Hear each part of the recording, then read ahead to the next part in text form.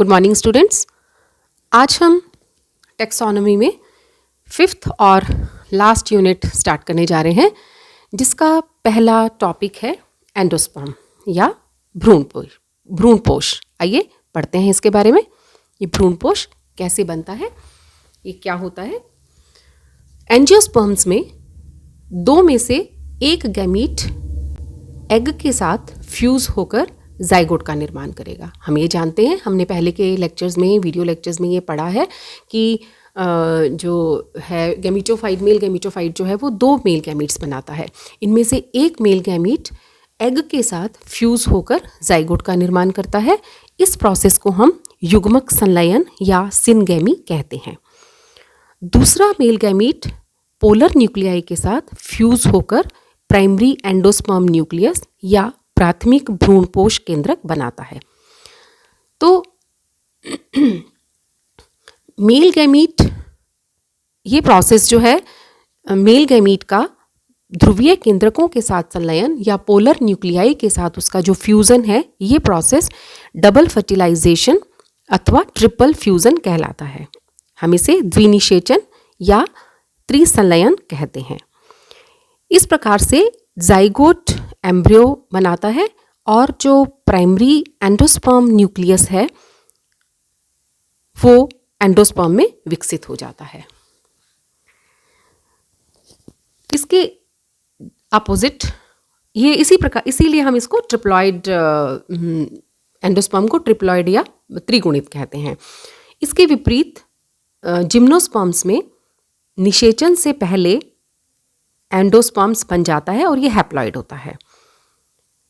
Nutrition की दृष्टि से अगर हम देखें तो ये भ्रूणपोष या एंडोस्पर्म्स बहुत ही इम्पॉर्टेंट टिश्यू है और एंजियोस्पर्म्स में ये एम्ब्रियो के डेवलपमेंट के लिए या एम्ब्रियो के विकास के लिए, भ्रूण के विकास के लिए आवश्यक पोषण प्रदान करता है, न्यूट्रिशन प्रोवाइड करता है।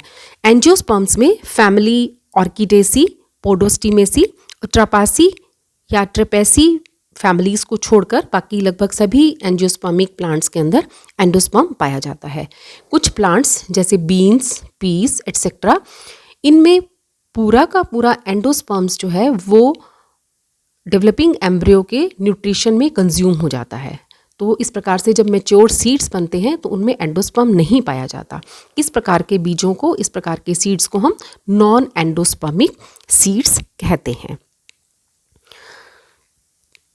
ये जो नॉन एंडोस्पर्मिक सीड्स हैं, इनमें फूड स्टोरेज का काम जो है वो कॉटिलिडन्स करते हैं, जो कि सीड्स के जर्मिनेशन के समय जिसका यूज़ जो है सीड के जर्मिनेशन के टाइम पे किया जाता है। इस प्रकार से इसके अलावा कुछ सीरियल्स हैं, कोकोनट है, कैस्टर है, इन सब के अंदर एंडोस्पर्म रहता है। मैच्योर सीड्स के अंदर भी रिटेन रहता है एंडोस्पर्म। तो इस प्रकार के सीड्स को हम एंडोस्पर्मिक या भ्रूणपोषी या भ्रूणपोष युक्त बीज कहते हैं, सीड्स कहते हैं। और इन सीड्स में एंडोस्पर्म का जो यूज़ होता है वो सीडलिंग के न्यूट्रिशन में काम में आता है। एंडोस्पर्म साधारणतया त्रिगुणित होता है, ट्रिप्लॉइड होता है, क्योंकि यह 3 हैप्लॉइड न्यूक्लियाई के फ्यूजन से बनता है, यानी कि 2 इसमें से होते हैं। 2 of these nuclei belong to the female gametophyte. 2 जो होते हैं वो पोलर न्यूक्लियाई जो कि फीमेल गैमीटोफाइट के होते हैं, और एक होता है मेल गैमीटोफाइट का मेल गैमीट। तो इस प्रकार से ये जो एंडोस्पर्म है वो ट्रिप्लॉइड होता है। अब हम आगे पढ़ते हैं टाइप्स ऑफ एंडोस्पर्म्स। विकास के आधार पर द बेसिस ऑफ डेवलपमेंट मुख्यतः 3 प्रकार के एंडोस्पर्म्स पाए जाते हैं: nuclear endosperm, cellular endosperm and helobial endosperm. ये इन तीनों को हम पढ़ते हैं वन बाय वन। सबसे पहले हम पढ़ते हैं न्यूक्लियर एंडोस्पर्म के बारे में, यानी कि केंद्रकीय भ्रूणपोष। न्यूक्लियर एंडोस्पर्म या केंद्रकीय भ्रूणपोष, इस टाइप के जो ये एक कॉमन टाइप का एंडोस्पर्म है, जो कि एंजियोस्पर्म की ऑलमोस्ट 56% फैमिलीज के अंदर पाया जाता है। डेवलपमेंट के समय क्या होता है, जब प्राइमरी एंडोस्पर्म न्यूक्लियस में फर्स्ट तथा उसके बाद होने वाले जो डिवीजन्स हैं उनमें सेल वॉल का निर्माण नहीं होता, यानी कि केवल न्यूक्लियाई ही डिवाइड होते रहते हैं, वॉल फॉर्मेशन नहीं होती है। तो इस प्रकार से साइटोप्लाज्म जो एम्ब्रियो सैक का साइटोप्लाज्म है उसमें न्यूक्लियाई यूं ही पड़े रहते हैं, फ्री पड़े रहते हैं। तो बहुत सारे न्यूक्लियाई इस प्रकार से इकट्ठे हो जाते हैं। तो ये निश्चित काल तक, अनलिमिटेड टाइम तक ये इधर उधर पानी के अंदर, उस लिक्विड के अंदर स्वतंत्र रूप से तैरते रहते हैं। तो इसका जो कोकस न्यूसीफेरा, इसका क्लासिकल एग्जाम्पल है न्यूक्लियर एंडोस्पर्म का। हम सब ने कभी ना कभी नारियल पानी पिया होगा, तो वो उसका न्यूक्लियर एंडोस्पर्म होता है। वाटरी और मिल्की लिक्विड होता है ना जो, दैट इज़ एंडोस्पर्म। ये वाटरी और मिल्की लिक्विड एंडोस्पर्म जो है, ये जो एक बहुत बड़ा हिस्सा जो है वो इसका एम्ब्रियो सैक का बहुत बड़ा हिस्सा इसका कवर कर लेता है, और इसमें सारे न्यूक्लियाई जो होते हैं वो फ्रीली मूव करते रहते हैं, फ्री न्यूक्लियाई बहुत सारे होते हैं। इट इज़, और हम इसे लिक्विड सिंसाइटियम, या हम इसे हिंदी में अगर हम कहें तो इसको हम द्रव्य सिंसीशियम के नाम से जानते हैं। एंडोस्पर्म के साइज़ में जो वृद्धि है, इसके साथ साथ सिंसीशियम में केंद्रकों के या न्यूक्लियाई का विभाजन भी होता रहता है। और कभी कभी ये जो फ्री न्यूक्लियाई हैं, इनके अतिरिक्त एंडोस्पर्म में जो लिक्विड है उसमें बहुत सारे मल्टी सेलुलर सेल्स के ग्रुप्स भी पाए जाते हैं। धीरे धीरे ये सेल्स जो हैं, और ये सेल्स वो मल्टी सेलुलर सेल्स जो एम्ब्रियो सैक के अंदर हैं, और साथ ही साथ फ्री न्यूक्लियाई, ये सभी के सभी एंडोस्पर्म की पेरिफेरी पर इकट्ठे हो जाते हैं, और पेरिफेरी से सेंटर की ओर सेल्स की लेयर्स का निर्माण प्रारंभ हो जाता है। और इसे हम कोकोनट मिल्क मीट कहते हैं, यानी कि जो हम उसके अंदर वाइट नारियल की गिरी खाते हैं वो कोकोनट मीट होता है। ये लिक्विड सिंसीटियम या जो द्रव्य सिंसीशियम है, इसमें बहुत सारे मल्टी न्यूक्लिएटेड सेल्स भी पाई जाती हैं, बहुत सारी बहुकेंद्रीय कोशिकाएं भी हैं, बहुत सारे फ्री न्यूक्लियाई भी हैं। और ये सेल्स और फ्री न्यूक्लियाई धीरे धीरे पेरिफेरी से सेंटर की तरफ जो है वो सेल वॉल फॉर्मेशन, बहुत सारी लेयर्स बनाना शुरू कर देते हैं सेल्स की, और इस प्रकार से जो टिश्यू बनता है उसे हम कोकोनट मीट कहते हैं, और वो कोकोनट मीट हम बहुत चाव से खाते हैं, जो कि बहुत ज़्यादा न्यूट्रिशियस होता है। वाटरी एंड कोकोनट का जो वाटरी एंडोस्पर्म है, इसमें growth promoting coconut milk factor पाए जाते हैं। ये इन फैक्टर्स की उपस्थिति ही कोकोनट मिल्क को एक न्यूट्रिएंट मीडियम के रूप में न्यूट्रिएंट मीडियम, ये कोकोनट मिल्क फैक्टर की उपस्थिति जो है वो ही प्रोवोक करती है कि कोकोनट मिल्क को हम सभी कल्चर मीडियम में न्यूट्रिएंट मीडियम के रूप से, कल्चर एक्सपेरिमेंट्स के लिए न्यूट्रिएंट मीडियम के रूप में यूज़ करते हैं। The watery endosperm of coconut contains growth promoting coconut milk factor. It is due to the presence of this factor that coconut milk is used as a nutrient medium in culture experiments. तो इस प्रकार से जो coconut meet जिसे हमने कहा, उनमें sales के डिवीज़न से एंडोस्पर्म की जो क्वांटिटी है उसमें वृद्धि होती है, और जो एक मैच्योर नारियल है, कोकोनट है, उसमें जो लिक्विड एंडोस्पर्म पाया जाता है वो जो है उसका कलर जो है मिल्की कलर होता है, और उसमें बहुत सारे न्यूक्लियाई और सेल्स जो है प्रेजेंट होती हैं। तो एंडोस्पर्म हॉस्टोरिया क्या है, इसके बारे में हम पढ़ते हैं। न्यूक्लियर एंडोस्पर्म के अंदर फैमिली कुकुरबिटेसी, लेग्यूमिनोसी और प्रोटीएसी, इस टाइप की कुछ फैमिलीज़ के अंदर जो एंडोस्पर्म है उसके टेलेजल एंड की ओर जो एंडोस्पर्म के न्यूक्लियाई फ्रीली पड़े रहते हैं, और इस टेलेजल एंड पर ये इलोंगेटेड होकर हॉस्टोरिया बनाते हैं। तो इन्हें हम एंडोस्पर्म हॉस्टोरिया कहते हैं। क्रोटल एरिया के अंदर एंडोस्पर्म का जो माइक्रोपाइलर एंड है वो सेलुलर होता है और जो चेलेजल एंड है उसमें फ्री न्यूक्लियाई होते हैं। तो इस यहाँ पर क्रोटेलेरिया में यह भाग जो है वो इलोंगेटेड होकर हॉस्टोरियम का कार्य करता है। अगला हम पढ़ते हैं सेलुलर एंडोस्पर्म। सेलुलर एंडोस्पर्म क्या है, ये देखिए, ये टाइप्स ऑफ एंडोस्पर्म्स हैं। ये अगला हम पढ़ते हैं सेलुलर एंडोस्पर्म। ये करीब 25% ऑफ फैमिलीज़ के अंदर, ये डाइकोटिलिडन्स फैमिलीज़ जो हैं 25% फैमिलीज़ के अंदर ये प्रेजेंट होता है। और ये इस प्रकार का जो एंडोस्पर्म है वो प्राइमरी एंडोस्पर्म न्यूक्लियस के फर्स्ट तथा उसके बाद होने वाले डिवीजन्स के साथ साथ साइटोप्लाज्म का भी डिवीज़न होता है। इसमें कोई फ्री न्यूक्लियर फेज नहीं होती और वॉल फॉर्मेशन जो है साथ के साथ ही शुरू हो जाती है। फर्स्ट डिवीज़न के साथ साथ ही वॉल फॉर्मेशन शुरू हो जाती है। The wall laid down after the first division of the primary endosperm nucleus is usually transfer. Generally जो प्रथम विभाजन के बाद जो वॉल होती है वो अनुप्रस्थ वॉल होती है, तो वो डिवीज़न अनुप्रस्थ विभाजन है। तो एम्ब्रियो सैक को एक माइक्रोपाइलर चैम्बर और एक चेलेजल चैम्बर के अंदर ये डिवाइड करता है। ये देखिए इस डायग्राम में आपको दिखाया गया है। तो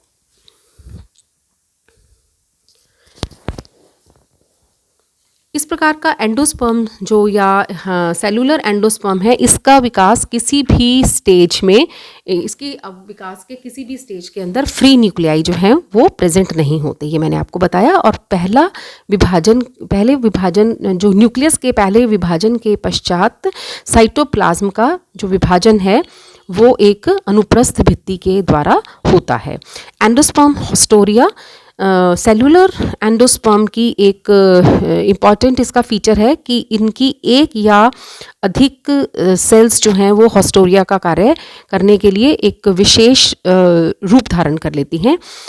हॉस्टोरिया जो हैं वो माइक्रोपाइलर चेलेजल और या फिर दोनों साइड्स पे ही न्यूसीलर टिश्यू से भोजन अवशोषित करते हैं, ये है। और थर्ड टाइप हम लेते हैं इसमें हेलोबियल एंडोस्पर्म। हेलोबियल एंडोस्पर्म्स जो है ये मोनोकोटिलिडन्स के अंदर पाया जाता है और 19% फैमिलीज़ में प्रेजेंट होता है। इस टाइप के एंडोस्पर्म डेवलपमेंट के अंदर ट्रिपल फ्यूज़न के बाद एंडोस्पर्म प्राइमरी एंडोस्पर्म न्यूक्लियस जो है वो माइग्रेट कर जाता है चेलेजल एंड की तरफ, यानी कि जो प्राइमरी एंडोस्पर्म न्यूक्लियस है वो चेलेजल एंड की तरफ, एम्ब्रियो सैक के चेलेजल एंड की तरफ मूव कर जाता है।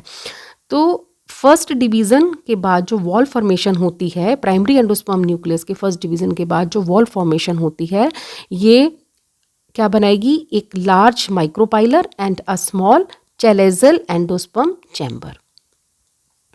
इसके बाद जो न्यूक्लियर डिवीजन्स होते हैं वो माइक्रोपाइलर चैम्बर के अंदर होते हैं, वाइल द न्यूक्लियस जो चेलेजल चैम्बर का न्यूक्लियस है वो अनडिवाइडेड रहता है।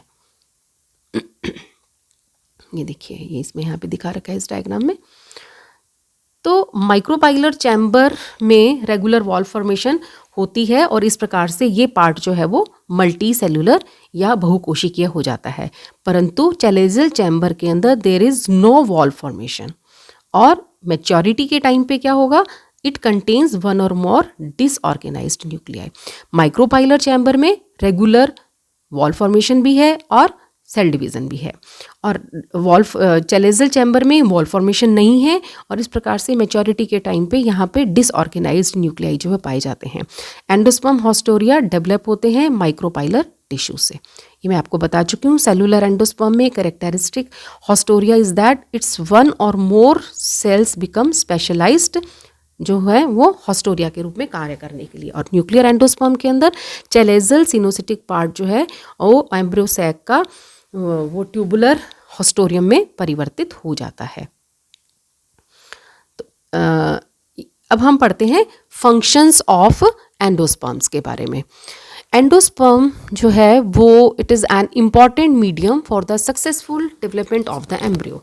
भ्रूण के विकास के लिए ये एक एंडोस्पर्म एक महत्वपूर्ण रोल अदा करता है, एक महत्वपूर्ण हम ये कह सकते हैं कि ये एक मीडियम है जो ये प्रोवाइड करता है, भोजन उपलब्ध करवाता है।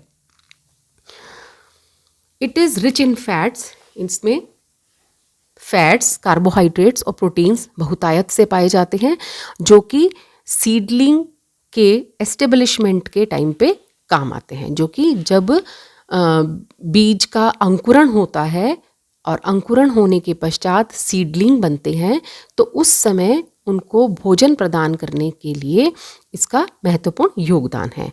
एम्ब्रियो जैसे ही जहाँ पे एंडोस्पर्म नहीं बन पाता ऐसे एम्ब्रियो में जो है विकास नहीं हो पाता। एंजियोस्पर्म्स में the division of the zygote usually begins after the endosperm is sufficiently grown, यानी कि जाइगोट का डिवीज़न तभी प्रारंभ होता है जब एंडोस्पर्म सफिशिएंट अमाउंट के अंदर प्रेजेंट होता है। जहाँ पर एंडोस्पर्म एबॉर्टिव होता है, नहीं होता, एम्ब्रियो का कंप्लीट डेवलपमेंट पॉसिबल नहीं होता। In the early stages of development, the embryo does not show any specificity for the endosperm, यानी कि किसी जब एम्ब्रियो में डेवलपमेंट स्टार्ट होता है तो शुरू के डेवलपमेंट के प्रोसेसेस के लिए एंडोस्पर्म के लिए उसकी कोई स्पेसिफिसिटी नहीं होती, विशेष नहीं है कि उसको इसी टाइप का एंडोस्पर्म ही चाहिए।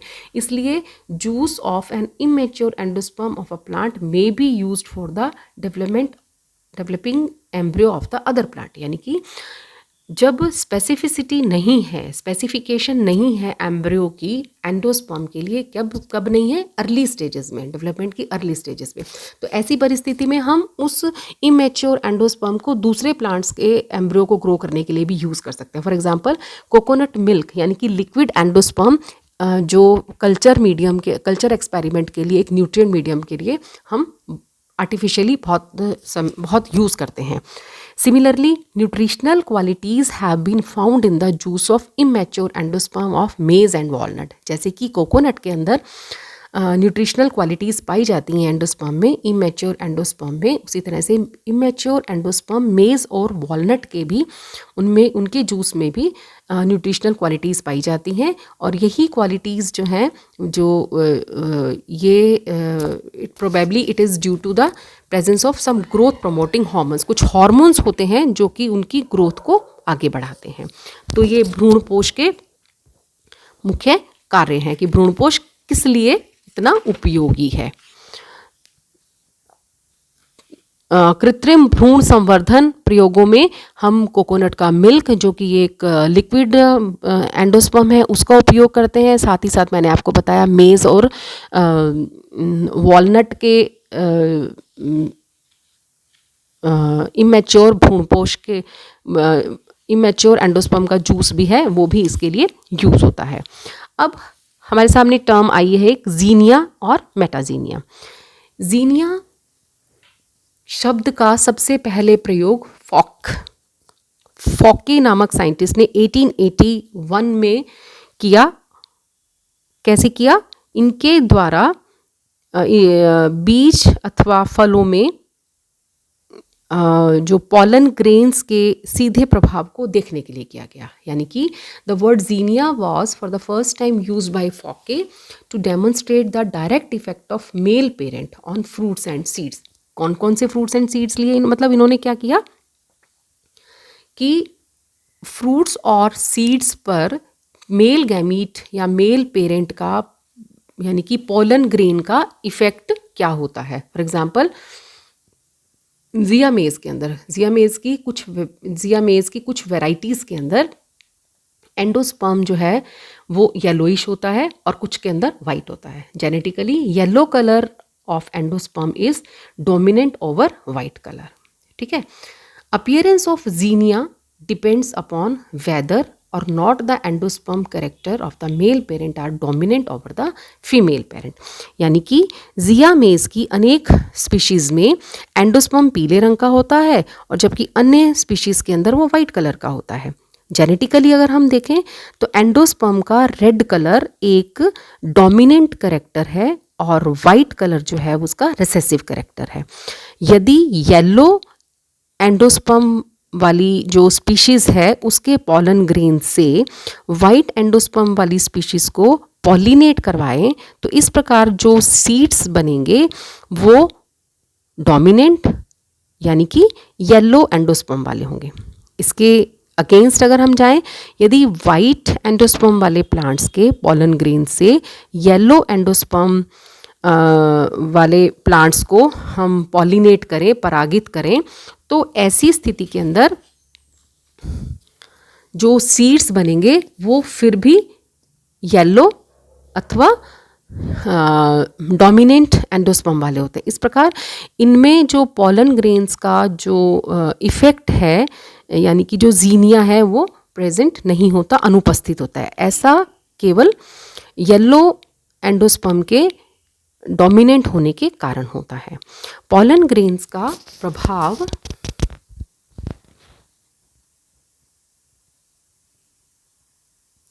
पॉलन ग्रेन्स का जो इफ़ेक्ट है वो केवल एंडोस्पर्म के करेक्टर तक ही सीमित नहीं होता। एंडोस्पर्म के बाहर के जो वेजिटेटिव पार्ट्स हैं जैसे सीड कोट है, इन सब के करेक्टर्स भी जो है वो पॉलन ग्रेन के करेक्टर से अफेक्टेड होते हैं, प्रभावित होते हैं। वेजिटेटिव टिश्यू पर पॉलन ग्रेन्स का जो प्रभाव है वो मेटाजीनिया कहलाता है। जो उसके इंटरनल कलर को शो करता है दैट इज़ जीनिया, और जो वेजिटेटिव टिश्यूज़ को पॉलन ग्रेन्स का जो वेजिटेटिव टिश्यू पर पॉलन ग्रेन्स का जो इफ़ेक्ट है उसे हम मेटाजीनिया कहते हैं। तो स्वीगल नामक साइंटिस्ट के अकॉर्डिंग फिनिक्स में फ्रूट्स का जो साइज़ है तो उनके टाइम ऑफ फ्रूट्स का साइज़ और उनके टाइम ऑफ मैच्योरिटी जो है वो पॉलन ग्रेन्स के ऊपर डिपेंड करती है। जो उनको पॉलन ग्रेन्स पॉलिनेट करते हैं उनके ऊपर डिपेंड करती है। ये देखिए अपीयरेंस, ये मैंने आपको बता दिया। The appearance of xenia depends upon whether or not the endosperm character of the male parent dominant over the female parent. इसी प्रकार से effect of pollen grain is not only restricted to the character of the endosperm. ये केवल endosperm के character पर ही निर्भर नहीं है बट टिश्यू इसके बाहर, जो एंडोस्पर्म के बाहर टिश्यू है इसके ऊपर भी है। तो जैसे कि सीड कोट, इस इफेक्ट को हम मेटाजीनिया कहते हैं। तो this is all about endosperm कि एंडोस्पर्म किस प्रकार से बनता है, कितने टाइप के एंडोस्पर्म है, इसके कार्य क्या है, और साथ ही साथ जीनिया और मेटाजीनिया इफेक्ट क्या होते हैं। मिलते हैं एक नए टॉपिक के साथ। Thank you.